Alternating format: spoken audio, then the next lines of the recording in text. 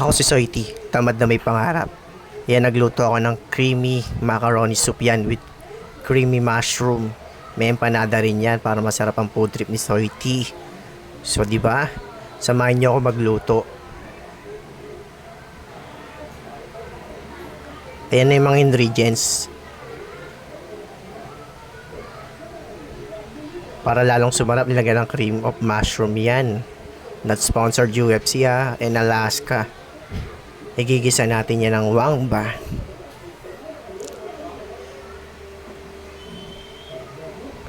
Pagkagisa niyan, lagyan natin ng sibuyas. Galit na galit dyan yung mantika. Gusto manakit, tumatalsik-talsik pa. Ilalagay na rin natin dyan yung manok na ginayat natin. Pagkagisa natin yan ng mga aromatics na yan para lalo nang sumarap. Special tong sopas na to with creamy mushroom to.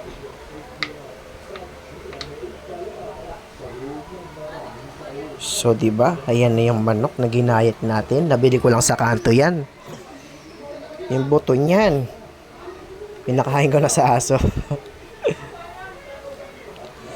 So, ayan, igigisa natin yan. Para malasang malasa na yan. Ayan ang version ko ng pagkaluto. Lagyan na ng carrots. Iniwa ko na yung pa-cubes. Itong version ko guys, version ko lang to. Ngayon tayo magluto. Ang gagawin nyo lang manood kung paano ko lutuin yan. So, di ba? Nakaka-entertain to. Matututo ka pa kung paano lutuin ang version ko ng sopas with creamy mushroom. Nilagay ko na yung macaroni dyan.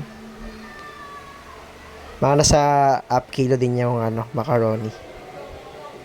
Nilagay natin yung paminta. Kasi igigisa rin natin yan para mabilis siyang maluto.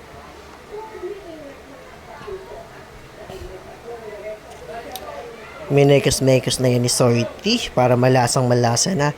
At nakaready na rin dyan yung pinakuluan kong tubig para mabilis siyang kumulo.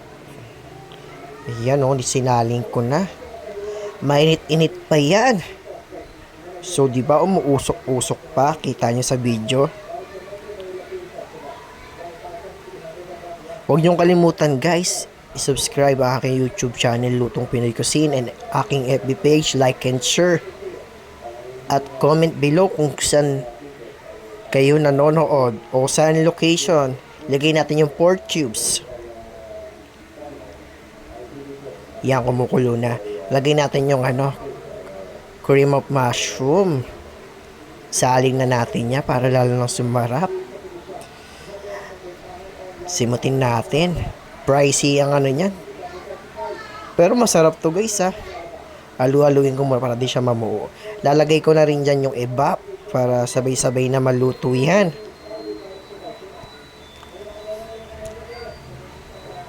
Malasang malasa to. Daming gatas Ma-creamy talaga ito. Halu-haluin para di mamuo ang gatas. Pagkalagay ng gatas, antayin natin yung kumulo. Mabilis lang yan maluto. So, di ba?